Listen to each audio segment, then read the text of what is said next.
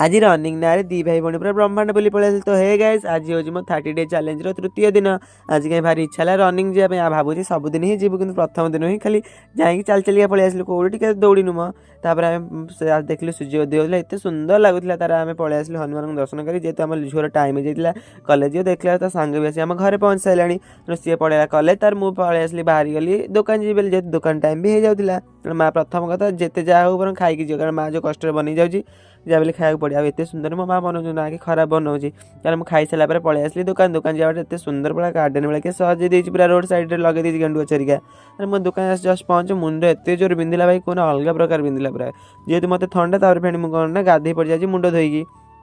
फेणी सांपो साबुन लगे तार घर पलि आसली घर आसी खाईदेली माँ सागर मिसी माँ सब बढ़िया बढ़िया सब रांधी भात डाली आलू भजारिका तार देखुना आम छेली अवस्था के माँ धान काटिया पड़ोची बोली तार मुझे पलि आसली दुकान तापर माँ ताणी हनुमान दर्शन कर जय जगन्नाथ।